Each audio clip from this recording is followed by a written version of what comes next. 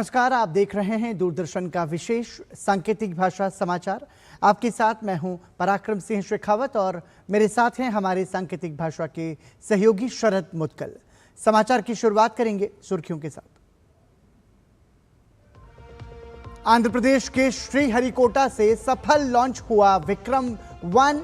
Space में भारत के निजी क्षेत्र ने भरी सफलता की उड़ान। प्रधानमंत्री नरेंद्र मोदी ने स्काई रूट एरोस्पेस की टीम को दी बधाई।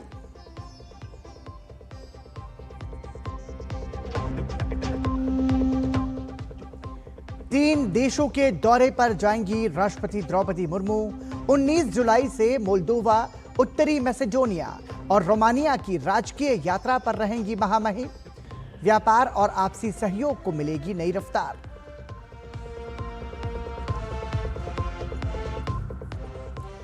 केंद्रीय गृह मंत्री अमित शाह के पश्चिम बंगाल दौरे का दूसरा दिन आज जुमागाच बॉर्डर पर बीएसएफ जवानों के साथ की मुलाकात।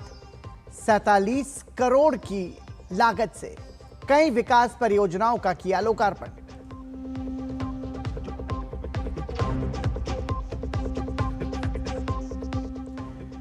केंद्रीय रेल मंत्री अश्विनी वैष्णव ने उत्तराखंड को दी बड़ी सौगात। रामनगर देहरादून एक्सप्रेस को दिखाई हरी झंडी। पर्यटन और व्यापार को मिलेगी नई ऊंचाई। सप्ताह में 2 दिन चलेगी ट्रेन।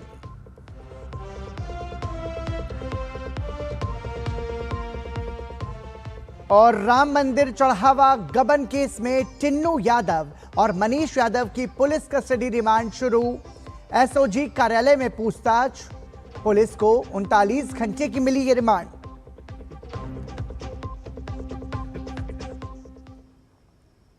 और सुर्खियों के बाद खबरों पर नजर विस्तार से। भारत की अंतरिक्ष यात्रा में आज एक नया अध्याय जुड़ गया है। हैदराबाद की private space company Skyroot Aerospace ने आज श्रीहरिकोटा स्थित सतीश धवन स्पेस सेंटर से विक्रम-1 रॉकेट का सफल प्रक्षेपण किया। इस मिशन का नाम मिशन आगमन रखा गया।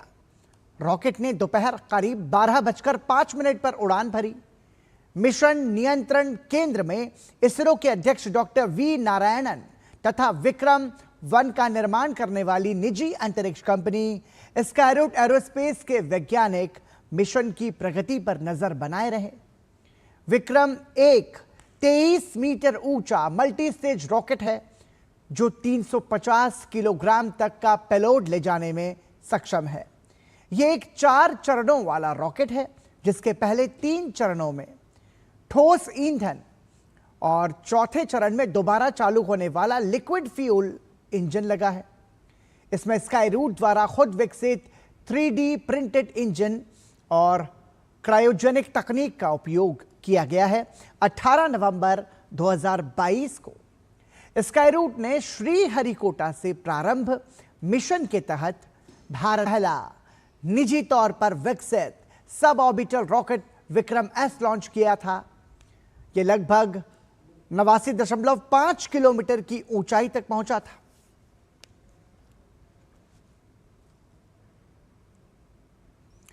भारत की अंतरिक्ष यात्रा में आज एक नया इतिहास जुड़ गया है। हैदराबाद की निजी अंतरिक्ष कंपनी स्काई रूट एरोस्पेस ने श्रीहरिकोटा से अपने पहले ऑर्बिटल लॉन्च व्हीकल विक्रम-1 का सफल प्रक्षेपण किया। ये खबर हमने आपको बताई। इस मिशन के साथ भारत के निजी अंतरिक्ष क्षेत्र ने एक महत्वपूर्ण उपलब्धि हासिल की है। इस उपलब्धि पर इसरो के अध्यक्ष डॉक्टर वी नारायणन ने इसे देश के लिए ऐतिहासिक सफलता बताते हुए कहा कि प्रधानमंत्री नरेंद्र मोदी के दूरदर्शी नेतृत्व और मार्गदर्शन में भारत का अंतरिक्ष कार्यक्रम नई ऊंचाइयों को छू रहा है।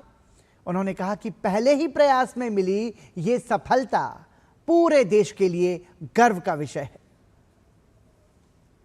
Today achievement is a great achievement for the Indian space sector, and we have to really thank our Honorable Prime Minister of India, Shri Narendra Modi ji, for his visionary leadership and direction for taking the space program to much greater heights. The Sky Route Aerospace System started just 8 years back and developing a orbiter launcher and making a successful mission in the first attempt It's really a great achievement, great satisfaction for every one of our country. प्रधानमंत्री नरेंद्र मोदी ने Skyroot aerospace की team को telephone पर बधाई दी। प्रधानमंत्री ने social media platform x पर post साझा करते हुए लिखा, मैंने स्काईरूट एरोस्पेस की टीम से बात की और उन्हें विक्रम-1 के सफल लॉन्च पर बधाई दी। ये भारत की अंतरिक्ष यात्रा में एक महत्वपूर्ण क्षण है। अंतरिक्ष अन्वेषण में भारत के निजी क्षेत्र की बढ़ती भागीदारी नए आयाम खोल रही है और नवाचार को गति दे रही है। ये उपलब्धि अनगिनत युवाओं को बड़े सपने देखने और निडर होकर नवाचार करने के लिए प्रोत्साहित करेगी। भारत के अंतरिक्ष क्षेत्र में निजी कंपनी स्काईरूट एरोस्पेस द्वारा पहले रॉकेट विक्रम-1 की सफल प्रक्षेपण और मिशन आगमन की ऐतिहासिक उपलब्धि पर उपराष्ट्रपति सीपी राधाकृष्णन ने बधाई दी। उन्होंने अपने सोशल मीडिया प्लेटफॉर्म एक्स पर अपने संदेश में लिखा, भारत के पहले प्राइवेट तौर पर विकसित ऑर्बिटल लॉन्च व्हीकल विक्रम-1 के सफल लॉन्च पर स्काईरूट एरोस्पेस को बहुत बहुत बधाई। ये बड़ी उपलब्धि भारत की अंतरिक्ष यात्रा में एक नया अध्याय जोड़ती है। ये हमारे प्राइवेट स्पेस सेक्टर की बढ़ती ताकत को दिखाती है, स्वदेशी इनोवेशन को आगे बढ़ाती है और एक ग्लोबल स्पेस पावर के तौर पर भारत की उभरती पहचान को और मजबूत करती है। यह मिशन भारत की तेजी से बढ़ती स्पेस इकोनॉमी की अपार संभावनाओं को भी दर्शाता है। स्काईरूट एरोस्पेस की पूरी टीम और इस शानदार उपलब्धि से जुड़े सभी लोगों को मेरी शुभकामनाएं। भारत के पहले निजी तौर पर विकसित ऑर्बिटल रॉकेट विक्रम-1 की सफल लॉन्चिंग पर केंद्रीय विज्ञान एवं प्रौद्योगिकी मंत्री डॉक्टर जितेंद्र सिंह ने इसे देश के लिए गर्व का क्षण बताया। उन्होंने कहा कि इस उपलब्धि का सबसे बड़ा श्रेय प्रधानमंत्री नरेंद्र मोदी को जाता है, जिन्होंने स्पेस सेक्टर को निजी भागीदारी के लिए खोलने का एक साहसिक फैसला लिया। उन्होंने कहा कि इसी निर्णय से देश में स्पेस इकोनॉमी और स्पेस स्टार्टअप्स को नई रफ्तार मिली और स्काईरूट जैसी यूनिकॉर्न कंपनी उभर कर सामने आई। Over the last 5 or 6 years, ever since the new space reforms were brought in by Prime Minister Modi, from just a modest economy, we are today more than $9 billion space economy, hoping to be 40-45 billion in less than a decade. And I can say with all the confidence in my command that today's successful launch is a reiteration of India's grand entry as a global player in the highly competitive arena of space economy. And now for India, sky is no longer the limit. Bharat ने अंतरिक्ष क्षेत्र में बड़ी उपलब्धि हासिल की है। देश के महान वैज्ञानिक doctor CV Raman, doctor Vikram Sarabhai और डॉक्टर एपीजे अब्दुल कलाम की सूक्ष्म प्रतिमाओं को निजी अंतरिक्ष कंपनी स्काईरूट एरोस्पेस ने अपने मिशन आगमन के तहत अंतरिक्ष में भेजा है। आपको बता दें कि इन प्रतिमाओं का निर्माण वारंगल के प्रसिद्ध माइक्रो स्कल्पटर अजय कुमार मट्टीवाड़ा ने किया है।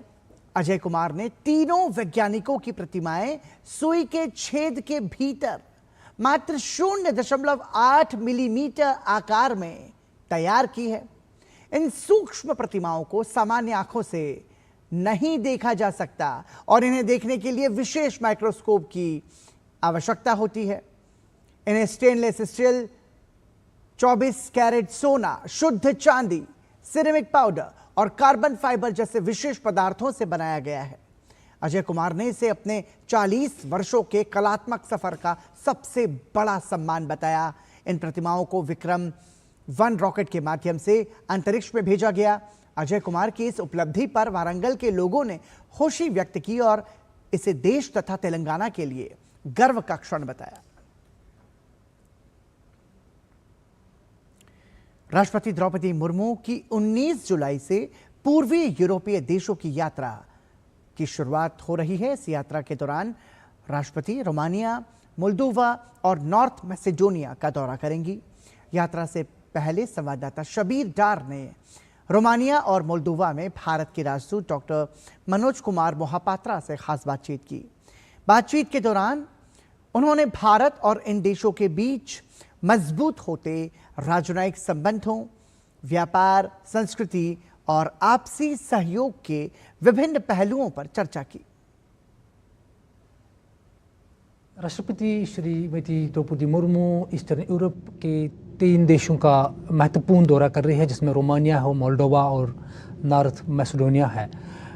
इस पे बात करने के लिए हमारे साथ जुड़े हैं इंडिया के एम्बेसडर जो रोमानिया और मोल्डोवा के हैं, डॉक्टर मनोज कुमार मोहपात्रा। एम्बेसडर साहब, आपसे भी ये जानना चाहूँगा कि ये जो दौरा हो रहा है ऑनरेबल प्रेसिडेंट का, ये कितना महत्वपूर्ण है और इससे बायलैटरल रिलेशंस जो इंडिया रोमानिया और इंडिया मोल्डोवा के हैं वो कितनी स्ट्रेंथन होंगी? ये महत्वपूर्ण इसीलिए है कि जो कंपोनेंट हम चाहते हैं हमारा वो सारे वही कंपोनेंट उसमें है। संपूर्ण विजिट हो रहा है। ये बिजनेस कंपोनेंट भी है, कम्युनिटी का कंपोनेंट भी है, पार्लियामेंट कंपोनेंट भी है एंड लीडरशिप का जो एंगेजमेंट है, नया कैसे आइडिया जो होगा। एंड इस दौरान भी हम जो कर रहे हैं जो पीपल टू पीपल कनेक्शन को जो स्ट्रेंथन करने के लिए, मोल्डोवा में हमारा लगभग 1800 का 1900 का आसपास में जो इंडियन स्टूडेंट यहाँ पर हायर स्टडी कर रहे हैं, पर्टिकुलर मेडिसिन और वेटरनरी साइंस में कर रहे हैं। जो पीपल टू पीपल कनेक्शन जो हो रहा है, हम चाहते हैं कि और उसको आगे बढ़े। हम चाहते हैं कि उनका स्टूडेंट भी इंडिया में आए। अभी इंडिया के स्टूडेंट भी काफ़ी आदमी गए थे योगा एंड आयुर्वेद को पढ़ने के लिए। हम चाहते हैं कि आर्टिफिशियल इंटेलिजेंस जो है हमारा कंपनी जो इंडिया में इम्प्लीमेंट कर रहे हैं, whether health sector, agriculture sector, education sector or any sector that we are talking about, artificial intelligence का जहाँ पर यूज हो रहा है, हम चाहते हैं कि हमारा कंपनीज यहाँ पर भी यूज करें। एंड डिफेंस एक नया है। जब हमने खुद आत्मनिर्भर बन गए, डिफेंस का इक्विपमेंट्स हम खुद हमारे लिए मैन्युफैक्चर करें, हमारा companies they want to come here, वहाँ पर आने के वहाँ पर मैन्युफैक्चर करना चाहते हैं। भारत के जो बायलैटरल रिलेशन है इन कंट्रीज़ के साथ और यहाँ पे किस तरह की बिजनेस अपॉर्चुनिटीज़ देशवासियों को मिल रही है, तो इन सब चीज़ों पे बात हुई एम्बेसडर साहब के साथ। कैमरामैन पुत सिंह नेगी के साथ मैं शबीर डार, DD न्यूज़, मोल्डोवा। केंद्रीय गृह एवं सहकारिता मंत्री अमित शाह पश्चिम बंगाल के 3 दिवसीय दौरे पर हैं। अपने दौरे के दूसरे दिन उन्होंने सिलीगुड़ी स्थित जुमागाच बॉर्डर आउटपोस्ट पर सीमा सुरक्षा बल के जवानों से संवाद किया। इस दौरान उन्होंने 77 करोड़ 6 लाख रुपए की विभिन्न विकास परियोजनाओं का शिलान्यास और लोकार्पण किया। साथ ही बॉर्डर फेंसिंग की सुरक्षा व्यवस्था का जायजा लिया, वॉच टावर का दौरा भी किया, पौधारोपण किया और जवानों के साथ हाइटी में भी शामिल हुए। गृह मंत्री अमित शाह का ये दौरा सीमा सुरक्षा, नए आपराधिक कानूनों के क्रियान्वयन की समीक्षा, कानून व्यवस्था, जन्म मृत्यु पंजीकरण प्रणाली और भारत बांग्लादेश सीमा पर घुसपैठ रोकने के उपायों के लिहाज से महत्वपूर्ण माना जा रहा है। सुरक्षा एजेंसियों के अनुसार ये दौरा पश्चिम बंगाल की आंतरिक सुरक्षा, सीमा प्रबंधन और भविष्य की रणनीतिक चुनौतियों को लेकर केंद्र सरकार की प्राथमिकताओं को भी रेखांकित करता है। उत्तराखंड के 2 प्रमुख क्षेत्र कुमाऊं और गढ़वाल के बीच कनेक्टिविटी को एक नई दिशा देते हुए रेल मंत्री अश्विनी वैष्णव ने रामनगर देहरादून एक्सप्रेस को हरी झंडी दिखाकर रवाना किया। ये ट्रेन कुमाऊं और गढ़वाल के बीच सीधा संपर्क स्थापित करती है, जिससे दोनों अंचलों के बीच दूरी तय करना बेहद आसान हो गया है। इस ट्रेन के शुरू होने से जिम कॉर्बेट नेशनल पार्क आने वाले पर्यटकों को सुविधा होगी, जिससे क्षेत्र में पर्यटन को बढ़ावा मिलेगा। साथ ही कुमाऊं और गढ़वाल के बीच यात्रा करने वाले स्थानीय लोगों, छात्रों और व्यापारियों के लिए आवागमन आसान हो जाएगा। ये ट्रेन फिलहाल हफ्ते में 2 दिन संचालित की जाएगी। कुमाऊं और गढ़वाल उत्तराखंड के 2 बहुत ही मजबूत पोल्स हैं। इन दोनों पिलर्स को जोड़ने वाली ये आज की गाड़ी है। ये एक नया सेतु बनेगी कुमाऊं और गढ़वाल के बीच में, और इसके लिए प्रयास लगातार होता रहा है। और आज इन प्रयासों का एक जो फल निकला है वो ये है कि आज कम से कम हफ्ते में 2 दिन ये गाड़ी स्टार्ट हो पा रही है। बहुत अच्छी बात है। कुमाऊं के लोग आराम से गढ़वाल जा पाएंगे, देहरादून कैपिटल तक जा पाएंगे और कई तरह के जो काम राजधानी में ही होते हैं वो सब यहाँ पर कर पाएंगे। देश की पहली make in India hydrogen train के साथ भारत ने स्वदेशी हरित ऊर्जा तकनीक में एक बड़ी उपलब्धि हासिल की है। इस खास ट्रेन को चलाने के लिए हाइड्रोजन का उत्पादन, शुद्धिकरण, भंडारण और फ्लोइंग पूरी तरह से देश में विकसित प्लांट द्वारा की जा रही है और इस अत्याधुनिक हाइड्रोजन प्लांट की पूरी प्रक्रिया का संवाददाता निशांत राय ने जायजा लिया। मेक इन इंडिया वाली हाइड्रोजन ट्रेन का फ्यूल हाइड्रोजन भी मेक इन इंडिया की तर्ज पर बनाया जा रहा है। जिंद में ही हाइड्रोजन प्लांट लगाया गया है। उस प्लांट में इस समय हम मौजूद हैं। आपको एक बार प्रक्रिया समझाते हैं किस तरीके से यहाँ पर हाइड्रोजन बनाई जा रही है। स्क्रीन पर आप देख रहे होंगे किस तरीके से ये आरओ प्लांट है जहाँ पर पानी को प्योर करने का काम किया जा रहा है और पानी को 2 हिस्सों में यहाँ पर बांट दिया जाता है। एक तरफ वेस्ट वाटर, दूसरी तरफ प्रोडक्ट वाटर। और यहाँ पर वेस्ट वाटर जो है वो फायर फाइटिंग या तमाम इस्तेमालों के लिए भेज दिया जाता है और जो प्रोडक्ट वाटर है इसको इलेक्ट्रोलाइजर में भेजा जाता है। ये इलेक्ट्रोलाइजर है और यहीं पर रासायनिक प्रतिक्रिया होती है जहां पर इलेक्ट्रोलाइजर इलेक्ट्रोसिस करके जो है H2O को अलग करता है। यहाँ से ऑक्सीजन बनती है इसके भीतर और ये ऑक्सीजन यहाँ से आगे की ओर जाती है जो कि सिलेंडर्स में भरी जाती है। इलेक्ट्रोलाइजर में जब H2O इलेक्ट्रोसिस हो जाता है यानी कि H2 अलग हो जाता है, गैस की फॉर्म में वो इन तमाम सिलेंडर्स में पहुंचता है और यही सिलेंडर हैं जो कि ट्रेन के लिए रवाना होते हैं। यहाँ पर गैस जो है गैस को इन सिलेंडर्स में भरा जाता है। इनके माध्यम से डिस्पेंसर में जो है वो गैस भेजी जाती है और हाइड्रोजन का डिस्पेंसर, इसके माध्यम से हाइड्रोजन जो है गाड़ियों में नहीं बल्कि रेलगाड़ी में डाली जा रही है जिसके माध्यम से दुनिया की सबसे शक्तिशाली हाइड्रोजन ट्रेन चल रही है। ये वही डिस्पेंसर है जो ट्रेन में 27 सिलेंडर लगाए गए हैं। इसी के माध्यम से उनमें गैस भरी जाएगी। मेक इन इंडिया का ये नया उदाहरण है कि ट्रेन भी मेक इन इंडिया, गैस भी मेक इन इंडिया। इसी के चलते यात्रियों को बहुत कम किराए में भारत सरकार और भारतीय रेलवे ये सहूलियत दिला पा रही है और एक तरीके से कहा जा सकता है कि विकसित भारत के संकल्प में हाइड्रोजन ट्रेन और ये हाइड्रोजन प्लांट एक बड़ी भूमिका निभा रहा है। और यहाँ रुक रहे हैं एक छोटे से ब्रेक के लिए। आप देखते रहिए डीडी न्यूज़।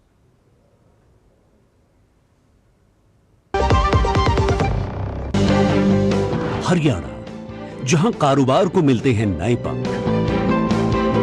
माननीय प्रधानमंत्री श्री नरेंद्र मोदी जी के मार्गदर्शन में मुख्यमंत्री नायब सिंह सैनी के नेतृत्व में ईज ऑफ डूइंग बिजनेस की नई इबारत लिखी जा रही है।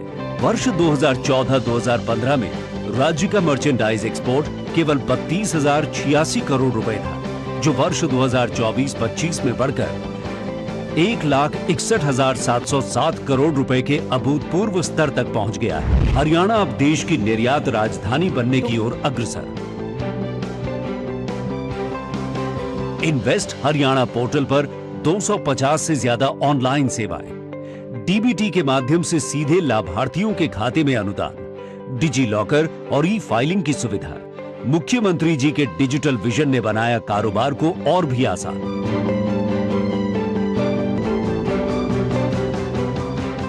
164 दंडात्मक प्रावधानों को अपराध की श्रेणी से बाहर करना, 7 दिनों में पानी का कनेक्शन, 15 दिनों में बॉयलर निर्माता का रजिस्ट्रेशन। मुख्यमंत्री जी के नेतृत्व में हरियाणा ने बनाया बिजनेस फ्रेंडली इकोसिस्टम। ये सफर अभी थमा नहीं है। मुख्यमंत्री नायब सिंह सैनी के नेतृत्व में हरियाणा और ऊंचाइयों को छुएगा। Haryana, ease of doing business से कारोबार को नए पंख। जब धरती चीर कर निकलता है लोहे का पत्थर और मिलता है मोंगिया के जोश से, फिर तपता है, पिघलता है और बनता है फौलाद। अब होता है सरिया सारी खूबियों के साथ। मोंगिया स्टील, मजबूत देश का मजबूत सरिया। ब्रेक के बाद एक बार फिर आपका स्वागत। पेंशन से जुड़े कानूनी मामलों में त्वरित और प्रभावी निपटारे की दिशा में सरकार ने एक और महत्वपूर्ण पहल की है। नई दिल्ली के डॉक्टर अंबेडकर इंटरनेशनल सेंटर में कार्मिक, लोक शिकायत और पेंशन मंत्रालय के तहत पेंशन और पेंशनभोगी कल्याण विभाग की ओर से पेंशन लिटिगेशन पर दूसरी राष्ट्रीय कार्यशाला आयोजित की गई। कार्यशाला में कार्मिक, लोक शिकायत और पेंशन राज्य मंत्री डॉक्टर जितेंद्र सिंह ने कहा कि सरकार का उद्देश्य पेंशन संबंधी विवादों को कम करना, नियमों के एक रूप क्रियान्वयन को सुनिश्चित करना और पेंशन भोगियों को समयबद्ध न्याय दिलाना है। उन्होंने कहा कि विभिन्न मंत्रालयों, विभागों और कानूनी विशेषज्ञों के बीच बेहतर समन्वय से अनावश्यक मुकदमों में कमी आएगी और पेंशन मामलों के निस्तारण में तेजी आएगी। कार्यशाला में पेंशन संबंधी विवादों के प्रमुख कारणों, उनके समाधान और भविष्य में मुकदमेबाजी को कम करने के उपायों पर भी विस्तार से चर्चा की गई। इसमें विभिन्न मंत्रालयों के नोडल अधिकारियों, कानूनी विशेषज्ञों और पैनल वकीलों ने भाग लिया। We have tried to bring in reforms which are compatible with the contemporary trends. And I think that is also inadvertently one step towards reducing this conflict. कानून कुछ ऐसे हैं जो अंग्रेजों के वक्त के बने हैं, which have a feudal legacy, colonial legacy. The objective was different. कि मर गया तो छोड़ो, पैसे बचाओ for the empire. But we are a welfare state, and department is pensioners welfare.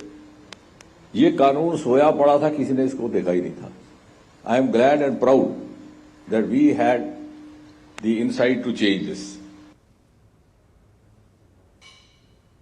Uttar Pradesh के मुख्यमंत्री योगी आदित्यनाथ ने शनिवार को बुलंदशहर में 574 करोड़ रुपए से अधिक की लागत वाली 57 विकास परियोजनाओं की सौगात दी।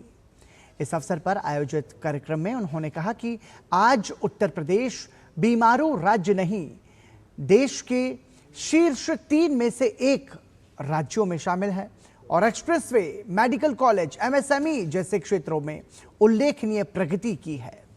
उन्होंने कहा कि वर्ष 2017 से पहले समाजवादी पार्टी सरकार के मंत्री भय और गुंडागिर्दी के प्रतीक थे। प्रत्येक जिले में एक माफिया था जिससे बहू बेटियों को घर से निकलना मुश्किल था। लेकिन अब अपराधियों के लिए 2 ही रास्ते हैं, एक जेल और दूसरा जहन्नुम।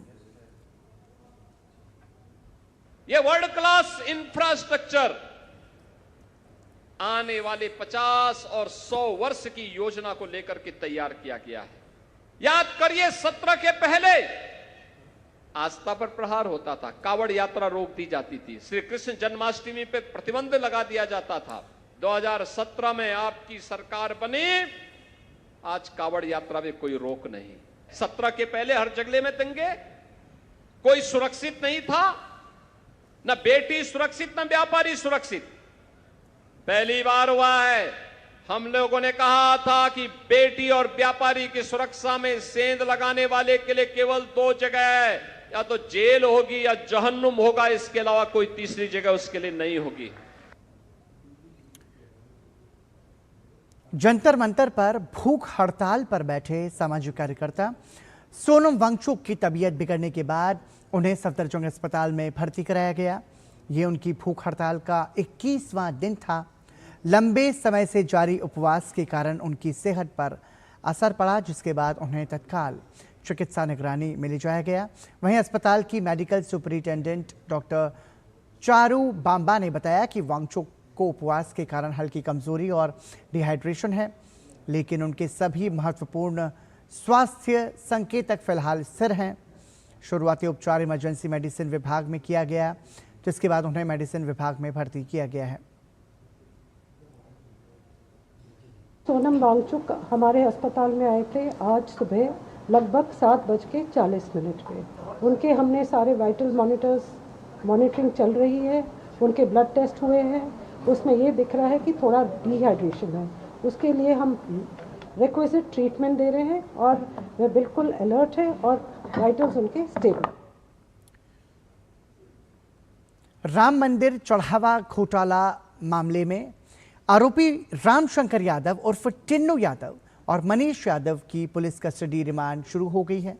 पुलिस को अदालत से दोनों की 39 घंटे की पुलिस कस्टडी रिमांड मिली है और इस दौरान पुलिस कई महत्वपूर्ण बिंदुओं पर आरोपियों से जानकारी जुटाने की कोशिश करेगी। पूछताछ के बाद पुलिस दोनों आरोपियों को उन संभावित स्थानों पर भी ले जा सकती है जहां कथित तौर पर पैसों के लेन देन और बंटवारे की गतिविधियां हुई थीं।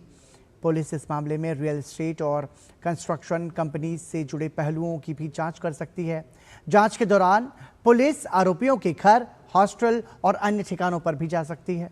पुलिस को आशंका है कि इन स्थानों से नकदी, आभूषण या अन्य महत्वपूर्ण दस्तावेज बरामद किए जा सकते हैं। पुलिस कस्टडी रिमांड के दौरान जांच एजेंसी ये पता लगाने का प्रयास करेगी कि कथित घोटाले से जुड़े पैसों का इस्तेमाल कहां-कहां किया गया और इसमें अन्य कौन लोग शामिल हैं। मामले में पुलिस पहले से ही वित्तीय लेन देन, संपत्तियों और आरोपियों के संपर्कों की जांच कर रही है। अब रिमांड अवधि में पूछताछ के आधार पर आगे की कार्रवाई की जाएगी।